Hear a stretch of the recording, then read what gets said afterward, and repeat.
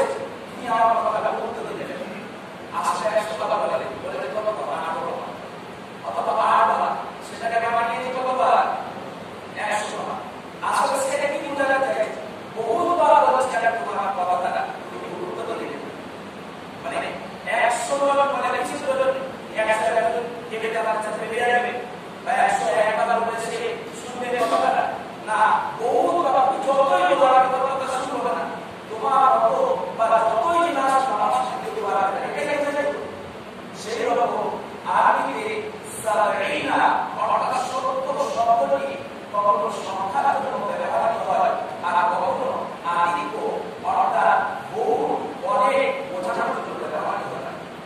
আচ্ছা আরবি ভাষায় এই 70 শব্দটি যে আদিক বোঝায় এটা প্রমাণ হলো না। প্রমাণ কি? এটা প্রমাণ হলো না, কারণ যখন আব্দুল্লাহ ইবনে উবাই তো রাইসুল মুনাফিকদের সর্দার কিন্তু এর ছেলে ইনার নাম আব্দুল্লাহ কিন্তু তিনি ছিলেন বাক্কার মুসলমান নবী সাল্লাল্লাহু আলাইহি ওয়াসাল্লামের বাক্কার সাহাবী। তো আব্দুল্লাহ ইবনে উবাই যিনি মারা যায় এই আব্দুল্লাহ নবী সাল্লাল্লাহু আলাইহি ওয়াসাল্লামের সাহাবী আব্দুল্লাহ রাদিয়াল্লাহু তাআলা নবী সাল্লাল্লাহু আলাইহি ওয়াসাল্লামের কাছে এসে বলছেন ইয়া রাসূলুল্লাহ ইয়া হাবিবাল্লাহ আমার আবাদত ইন্তেকাল করে গেছে, আপনি যদি আমার আবাদত করে দোয়া করতে পারেন হয়তো আপনার দোয়ার বদলে আল্লাহ তাআলা আমার আবাদত মাফ করে দিতে পারেন। তো নবী সাল্লাল্লাহু আলাইহি ওয়াসাল্লাম দোয়া করছিলেন কিন্তু আল্লাহ তাআলা স্পষ্ট ভাষায় মানা করে দিলেন ইস্তাগফিরু লাহু আও লা তাস্তাগফিরু লাহু, এটা যদি আপনি কোন মুনাফিকের জন্য ইস্তেগফার করেন, ক্ষমা প্রার্থনা করেন বা না করেন, তার জন্য কোনো এটা বলো তাকে আল্লাহ মাফ করবে না। ইন তাস্তাগফিরু লাহু 70 মাররা ফালান ইয়াগফিরুল্লাহু লাহু, অতএব আপনি যদি কোন মুনাফিকের জন্য বেঈমানের জন্য আমার কাছে 70 বার ক্ষমা চান, আমি আল্লাহ তাকে ক্ষমা করব। এখানে আল্লাহ তাআলা এই সূরা কি কথা দেখাচ্ছে যে একটা তো বার যদি আল্লাহ তাআলা কাছে ক্ষমা চান আল্লাহ তাআলা ক্ষমা করবেন না। বুখারী শরীফে রাওয়ায়াতের মধ্যে এসেছে নবী সাল্লাল্লাহু আলাইহি ওয়াসাল্লাম বলেন লা আ'লামা, আমি যদি জানতাম আল্লাহ তাআলা 70 বারের বেশি ক্ষমা চাই ক্ষমা করে দেন, লাজিকু আমি 70 বারের বেশি ক্ষমা চাই।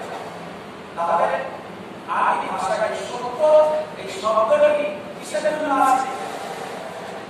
ওটাকে কিসের জন্য আছে? আরবি বোঝানোর জন্য। কিসের জন্য আছে? আরবি বোঝানোর জন্য। তো মুহাদ্দিসিন বলেন রমজান মাসে একটা নীতি বদলায় আল্লাহ তাআলা হিসাব ছাড়া নীতি দেন, সুবহানাল্লাহ।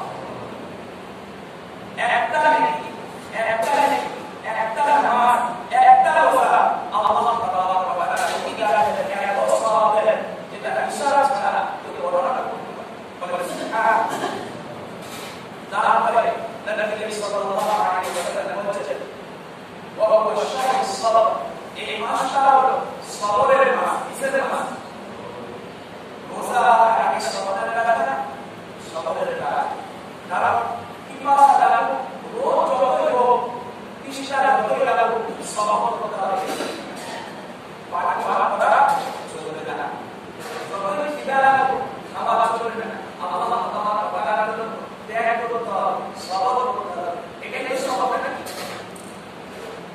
ইফতারি করার পর আর নামাজ পড়তে দেওয়া যায় না, তার আগে দাঁড়াতে দেওয়া যায় না, কিন্তু তবুও সবর করে দাঁড়াতে হয়, এটাই সবর।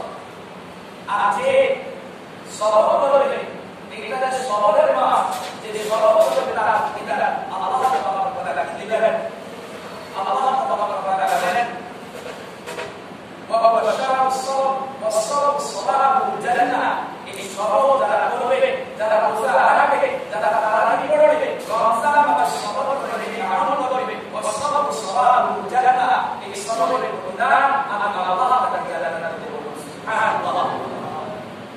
তারপরে নবী সাল্লাল্লাহু আলাইহি ওয়াসাল্লাম ইফতারের ফজিলত ব্যাপারে বলেছেন মান ফাতারা ফি সাইমান কানা লাহু মাগফিরাতুন লিযুনুবিহি ওয়া ইফতারু রাবাতিহি মিনান নার ওয়া কানা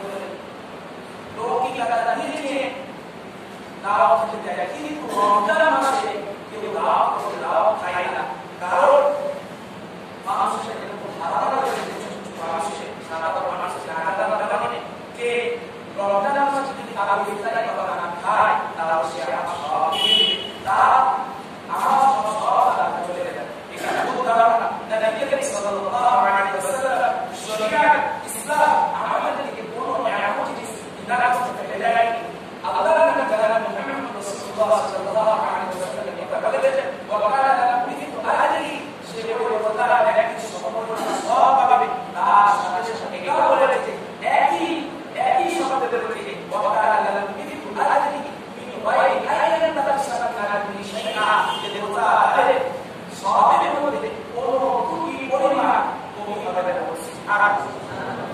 আল্লাহ তাবারক ওয়া তাআলা যে খাজানা রয়েছে সেই খাজানার মধ্যে কোনো কমি নাই, যদি ওকে সব মিলে আল্লাহ তাবারক ওয়া তাআলা আপনাকে দিবে। আল্লাহ তাবারক ওয়া তাআলা এত পবিত্রতা, আল্লাহ তাবারক ওয়া তাআলা রহমান রহিম, আল্লাহ তাবারক ওয়া তাআলা এই রমজান মাসে আল্লাহ তাবারক ওয়া তাআলা বলেন বান্দা আমি আজকে আর ঘুমবো না, আমি আজকে আর ঘুমবো না, হিসাব ছাড়া রহমত না, হিসাব ছাড়া মাগফিরাত না, হিসাব ছাড়া জাহান্নাম থেকে মুক্তি না। সুবহানাল্লাহ। তাহলে একজন রোজাদার ব্যক্তিকে ইফতার করালে কটা টাকা হবে, কটা টাকা রোজাদার আছে তিনি দিবে, এখন রোজাদার কিছু সমস্ত টাকা মাফ হবে, দ্বিতীয় নম্বর তাকে জাহান্নাম থেকে মুক্তি দেওয়া হবে, তৃতীয় নম্বর তাকে ওই রোজাদার একটু সব সুবহানাল্লাহ। এবার আপনারা আমাদের প্রশ্ন করতে পারেন যে তাহলে এই সব যাদের কাছে পয়সা আছে তারা এই সব পাবে না, যাদের কাছে পয়সা আছে তারা এই সব পাবে না, এটা কথা না স্বাভাবিক।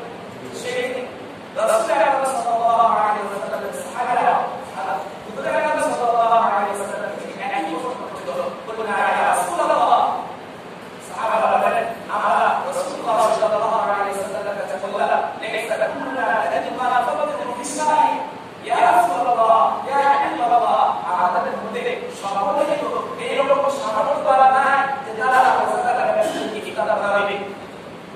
فقال رسول الله صلى الله عليه وسلم قال الله صلى الله عليه وسلم يعطي الله هذا الثواب الله تبارك وتعالى এই সবগুলো ওই ব্যক্তিকে দান করবে মান ফারাদা ফি সাইমা আলা মান তালিবা আও তাওয়াতি আও শারবা মিন আল-মা'রুফ। সুবহানাল্লাহ।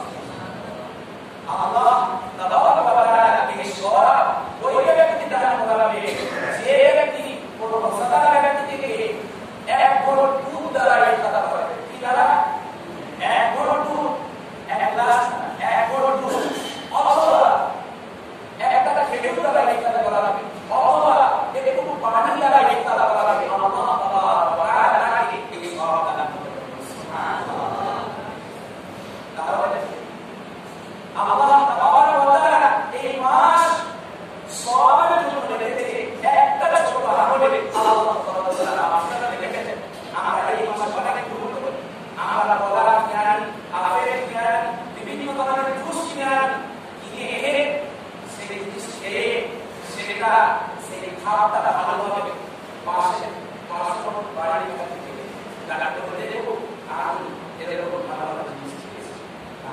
এই না রমজান মাস তারা বলে বলে অশারুল মুওয়াসা এটা সহযোগিতার মাস, এর অপরে সহযোগিতার মাস। এই মাসে আমি যদি আমার ঘরের জন্য কিছু ভালো জিনিস বানাই, সিমাই বানাই, পায়েস বানাই, ভালো রুটি বানাই বা কিছু বানাই পাশের বাড়ি দেওয়া, তাহলে এটা এই বলা হলো এক ভরপুর দ্বারা যদি সেই সব পায়, যদি একবার কোনো কষ্ট দেওয়া হয় সব পাবে না, এই সহযোগী পাবে। সেই জন্য আমরা আমাদের মধ্যে সহযোগিতা আনি, আমরা কিছু বেশি ফল কিনে আনি পাশের বাড়ি থেকে উচ্চারিত ফল দিই, এরকম আমরা কই ইনশাআল্লাহ আল্লাহ তাবারক ওয়া তাআলা আমাদের এই সব দান করবেন। তারপরে নবী করিম সাল্লাল্লাহু আলাইহি ওয়াসাল্লাম বলেছেন ওমান আশরা সাইমা, আজ এই ব্যক্তি কোনো রোজাদার ব্যক্তিকে বের করে ইফতার করাবেন, সাল্লাল্লাহু মিন হাওলি শারবাতান, ইয়া আল্লাহ তাবারক ওয়া তাআলা তারা দিয়ে আমাদের দিলে আমার হাত দ্বারা অর্থাৎ